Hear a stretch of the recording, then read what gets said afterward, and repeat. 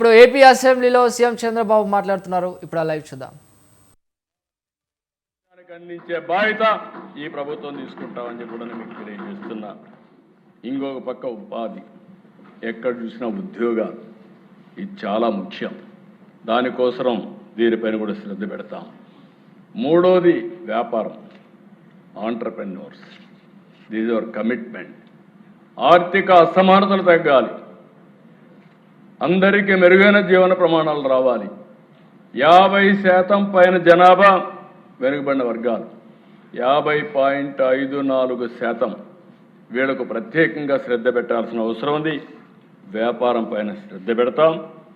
ఇంకొక పక్కన రాజకీయ ప్రాతినిధ్యం, మళ్ళీ చెప్తున్నా, ఈ రోజటి నుంచి విద్య, నైపుణ్యం, ఉపాధి, వ్యాపారం, ఆంటర్ప్రెన్యూర్స్, 5 రాజకీయ ప్రాతినిధ్యం అన్ని రంగాల్లో, పంచాయతీ మొదలుకొని వార్డు మొదలుకొని కేంద్ర మంత్రివర్గం వరకు ప్రాధాన్యత ఇచ్చే బాధ్యత మాదని మీ అందరికీ చెప్తున్నాను. ఈరోజు అతి చిన్న వయసులో ఉండే వ్యక్తి రామ్మోహన్ నాయుడు, ఢిల్లీలో పౌర విమానాల శాఖ మంత్రి. అది ఈ యొక్క ఎన్డీఏ చూపించిన శ్రద్ధ అని చెప్పి కూడా మీకు తెలియజేస్తున్నా. అందుకే అధ్యక్ష, ఈరోజు నేను ఒకటే కోరుతున్నా, ప్రతి ఒక్కరికి ఒకటే విజ్ఞప్తి చేస్తున్నా. ఈరోజు తీసుకొచ్చిన బీసీ రిజర్వేషన్లు ఎవరికి వ్యతిరేకత కాదు. మనం అందరం ఎవరి దగ్గర నుంచో లాక్కోవడం కూడా కాదు. ఎస్సీలు, ఎస్టీలు, మైనారిటీలు, మహిళలు, ఇతర వర్గాల్ని గౌరవిస్తూనే రాజ్యాంగ పరిమితుల్లో న్యాయపరమైన ప్రమాణాలు పాటిస్తూ సామాజిక న్యాయాన్ని సాధించడమే మన లక్ష్యం. నా రాజకీయ జీవితంలో ఒక ముఖ్యమైన ఒక నమ్మకం అధ్యక్ష, ఒక విశ్వాసం. నేను ఎప్పుడూ ఒక మాట చెప్తా ఉంటాను, అధికారం కొంతమంది చేతుల్లో ఉండడానికే కాదు, సమాజంలో ప్రతి వర్గానికి అవకాశం కల్పించడానికి. అభివృద్ధి అంటే రోడ్లు, భవనాలు, పరిశ్రమలే కాదు. అభివృద్ధి అంటే చివరి వరుసలో ఉన్న మనిషిని మొదటి వరుసలోకి తీసుకురావడం నిజమైన అభివృద్ధి అని చెప్పి కూడా నేను మీకు తెలియజేస్తున్నాను. అందుకే నేను చాలాసార్లు చెప్పాను, 2047 భారతదేశం వికసిత్ భారత్ ద్వారా నెంబర్ 1 అవుతాం.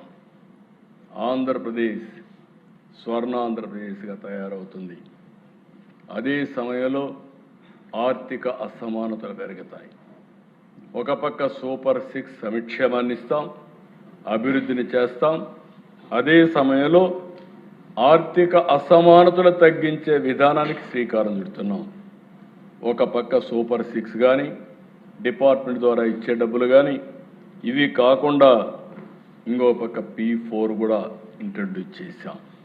మార్గదర్శి, బంగారు కుటుంబం, టాప్ 10%, బాటమ్ 20%ను కూడా పైకి తీసుకురావడం.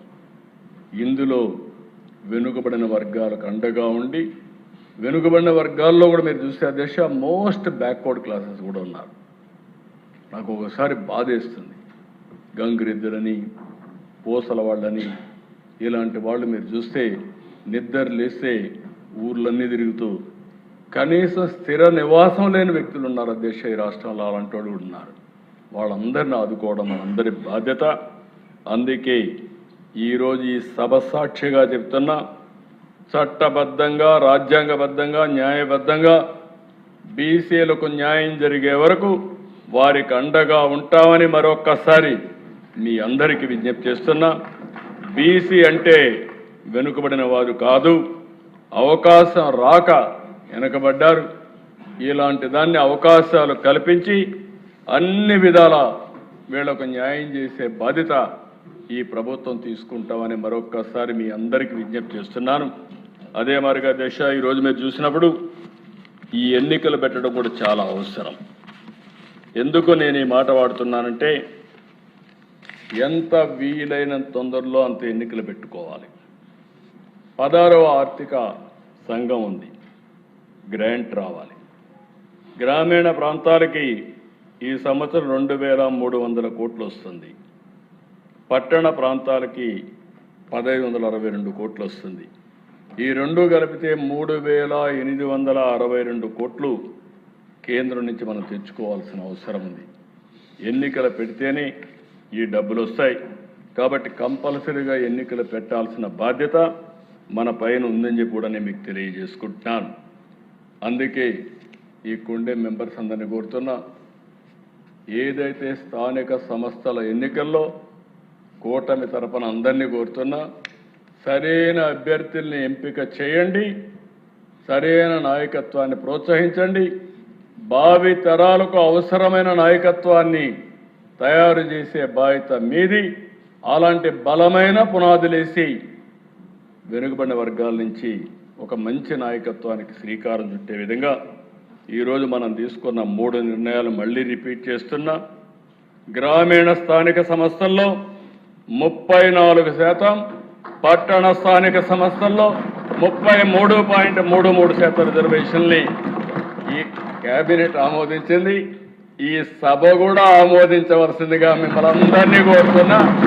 పూర్తి సహకారాన్ని వరుసగా ప్రతి ఒక్కరికి విజ్ఞప్తి చేస్తున్నాను. ఇలాంటి హిస్టారికల్ సమయంలో అయినా అపోజిషన్ వస్తుంది అనుకున్నాను. ఇది ఒక హిస్టారికల్ సమావేశం అధ్యక్ష. మనందరి బాధ్యత. ప్రివిలేజ్ మాత్రం కావాలి, బాధ్యతలు మాత్రం నిర్వహించడానికి అవసరం లేదు. మొన్న నేను చూశాను అధ్యక్ష, ఇండిపెండెన్స్ డే ఫ్లాగ్ హాయిస్ట్, ఇది నవ్వులాట కాదు, సీరియస్ ఇష్యూ. చిన్నప్పటి నుంచి ఎందుకు ఆగస్టు 15 వస్తానే చిన్న పిల్లల దగ్గర నుంచి జాతీయ జెండా ఎగరేస్తాం. ఏంటి? దేనికోసం? స్ఫూర్తి కోసం. స్ఫూర్తి దేనికి? దేశభక్తి కోసం. దేశభక్తి లేకపోతే అధ్యక్ష, స్వాతంత్రం కోసం మనం కోసం పోరాడిన నాయకుల యొక్క స్ఫూర్తి ఏం కావాలని అడుగుతున్నాం.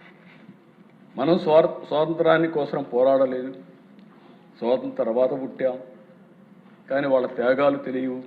కానీ చదువుకోనైనా సరే దేశభక్తిని పెంచుకోకపోతే ఏమనాలని చెప్పి మిమ్మల్ని అడుగుతున్నా. రెండవది అధ్యక్ష, అలాగే రాబోయే రోజుల్లో ఎక్కడ కూడా అస్థిరత్వత లేకుండా స్థిరమైన పాలన ఇవ్వడానికి కార్పొరేషన్లో, మున్సిపాలిటీల్లో డైరెక్ట్ ఎలక్షన్స్కి శ్రీకారం చుడుతున్నాం. ఇది ఒక గేమ్ చేంజర్గా తయారవుతుంది. పట్టణ అభివృద్ధిలో ఇది ఒక కీలక మలుపు అని చెప్పి మీకు అందరికీ తెలియజేస్తున్నా. మూడోది, జిల్లాలు విభజన జరిగాయి.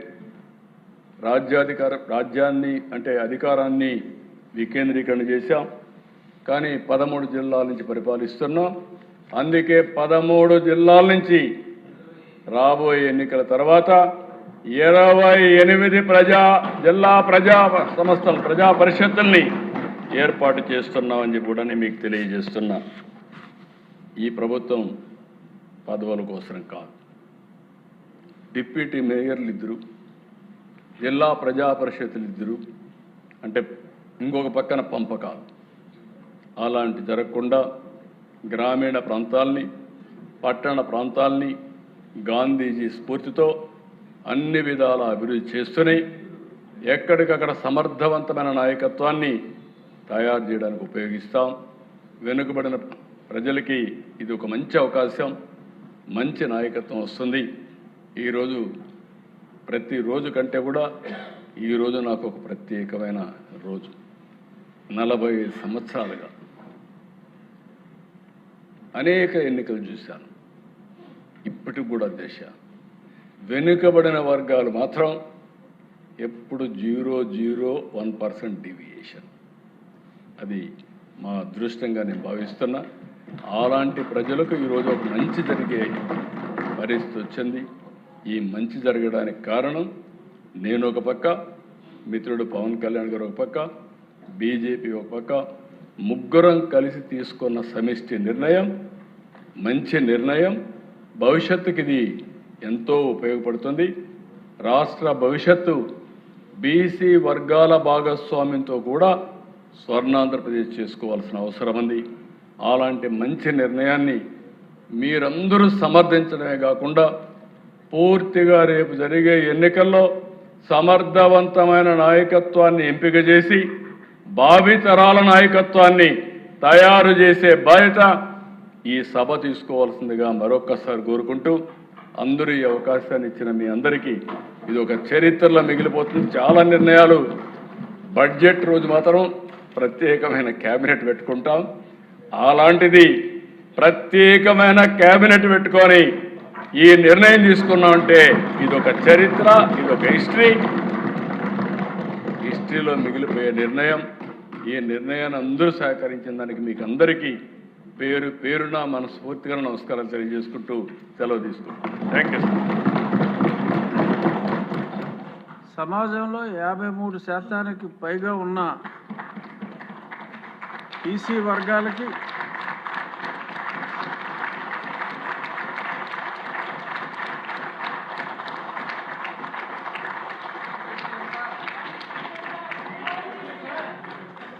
ఒట్టి మాటలు చెప్పేవారి ఆట కట్టి గట్టి మేలు తలపెట్టిన గౌరవ ముఖ్యమంత్రి గారిని బీసీలు అందరూ ఖచ్చితంగా రుణపడి ఉంటారు. ఈ చరిత్రాత్మక ఈ సమావేశం చూసిన తర్వాత ఓవర్వెల్మింగ్గా అన్ని కులాల వారు యునానిమస్గా సపోర్ట్ చేసిన విధానం చూసిన తర్వాత డెఫినెట్గా రాబోయే రోజుల్లో భవిష్యత్తు అద్భుతంగా ఉంటుంది అన్న నమ్మకం ఇవాళ టీవీలో చూసిన రాష్ట్ర ప్రజలందరికీ కలిగిందని నా పరిపూర్ణ విశ్వాసం.